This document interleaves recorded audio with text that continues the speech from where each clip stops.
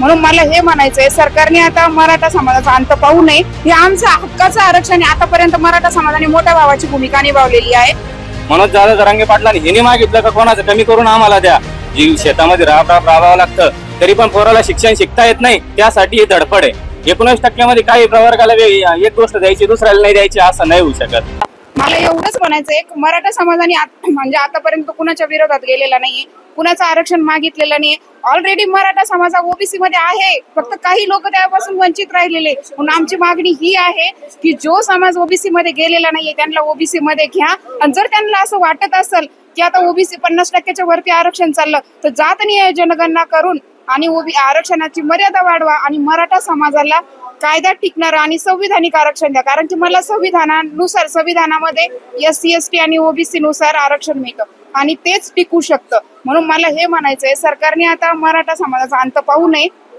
13 जुलैला जरांगे पाटलांनी 14 तारखेचं त्यांना अंतिम तारीख दिलेली आहे. 14 तारखेपर्यंत त्यांना निर्णय देणंच देणं आहे.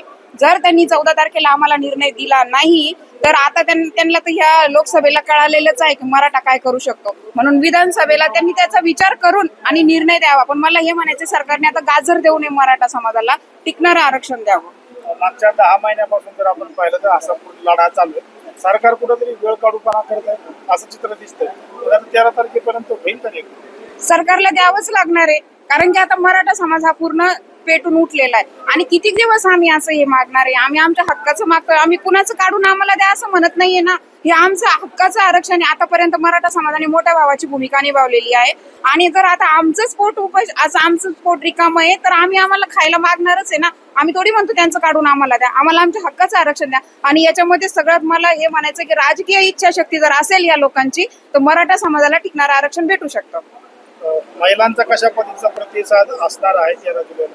मी आता सर्व महिलांना तुमच्या माध्यमातून आव्हान करते की आपण एक दिवस आपल्या मुलाबाळांच्या भविष्यासाठी सर्वांनी आपले घरचे काम सगळे सोडून, आपण जसं एखाद्या कीर्तनाला जातो, लग्न असलं आपलं पुन्हा नातेवाईकाचं तर आपण जबाबदारीने जातो, तसं ही एक जबाबदारीच आहे. म्हणून 13 तारखेला शक्य होईल तेवढ्या कॉलेजच्या मुली असतील, आपले घरातले लहान लेकरं बाळ महिला सर्वांनी संभाजीनगर या ठिकाणी यावं 13 तारखेला. एवढंच मी सर्वांना आव्हान करते. मुळात आता जे सध्या उपोषण करते बसलेले मनोज दादांच्या उपोषणाचं अनुकरण करून त्यांना एक सांगायचं की त्यांची मागणी नकारात्मक आहे. त्यांचं म्हणणं आहे दुसऱ्याचं आरक्षण काढा. ज्या घटनात्मक नोंदी मिळालेल्या आहेत त्या नोंदी काही आज नाहीये, 100 वर्षापूर्वीच्या 75 वर्षापूर्वीच्या नोंदी त्या मिळालेल्या रद्द करा. पर्यंत भारताची राज्यघटना अस्तित्वात आहे तोपर्यंत त्या नोंदी रद्द होणं शक्य नाही. उलट त्या नोंदीच्या आधारावर साधारणपणे 3.5 ते 4 कोटी मराठा लोकसंख्या ही मराठा कुणबी मराठा आणि मराठा यातली लोकसंख्या ही कुणबीमध्ये जाते आणि ती ओबीसी आरक्षण घटनात्मक पद्धतीने जे भेटलेले आहे त्यानुसारच जाते. आता यांचं म्हणणं आहे की आम्ही उपाशी राहू आणि मरू, कोणी मेलं काय जगलं काय, ती घटनात्मक गोष्ट जी झालेली आहे तिथं आता माघार येणं शक्य नाहीये. त्यामुळे ज्या गोष्टीचा अट्टहास आता इतिहासात जर बघितला आपण, मुसोलिनी असू द्या, हिटलर असू द्या, ज्या लोकांनी नकारात्मक काम केलेले आहे ते इतिहासाच्या पानावर त्यांची काय हाल झालेली आहे ते चेक करून घ्यावं. त्यामुळे जे माणूस सकारात्मक मागतोय, मनोज दादा जरांगे पाटलांनी हिने मागितलं का कोणाचं कमी करून आम्हाला द्या.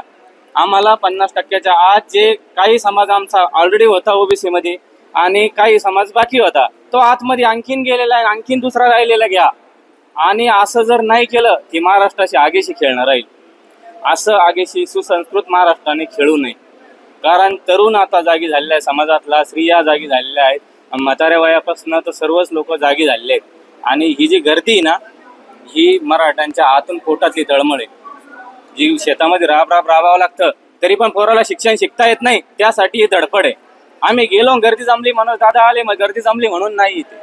दादानी उपोषण करतायत, मागणी योग्य आहे आणि मागणी योग्य असल्यामुळे ती गर्दी पूर्ण येते. कारण असं जर नकारात्मक जर असतं ना तर लोक आले नसते. लोक काय येतात, सकारात्मक आहे. त्यामुळे त्यांनी स्वतःचं असं कोणताही ढोंग करू नये. जर एवढंच जर खरंच उपोषण करून ते मेडिकल चेकअप करावं, एक थर्ड पार्टी टीम ठेवा, त्यामध्ये माननीय उच्च न्यायालयाचे रिटायर न्यायाधीश ठेवा यांची मेडिकल चेकअप करायला. हे सगळं जे चाललंय ते शैक्षणिक आणि नोकरीचं आरक्षणासाठी नाही तर राजकीय आरक्षणासाठी. घटनात्मक पद्धतीने जे आरक्षण भेटलंय ओबीसीचं, जे सर्वांना भेटलंय तेच यांना द्यावं लागणार आहे. मराठ्यांना 19% जे आरक्षण आहे एनटीचं सोडून, विजय सोडून जे 27% ओबीसी आरक्षण, 19% मध्ये काही प्रवर्गाला एक गोष्ट द्यायची दुसऱ्याला नाही द्यायची असं नाही होऊ शकत. घटनेने असा भेदभाव केला. आर्टिकल 15 आणि 16 काय सांगतं, समान वागणूक देणं त्यांना. आणि समान वागणूकमध्ये असमान जर द्यायचे आर्थिक सामाजिक याच्यातनं क्रायटेरियावरनं, तर त्याच्यामध्ये दुजाभाव करणं घटनाच अलाउड करत नाही, हे कोण सांगणार आहे? मग यांना घटनेचा आधार नाही याचा अर्थ.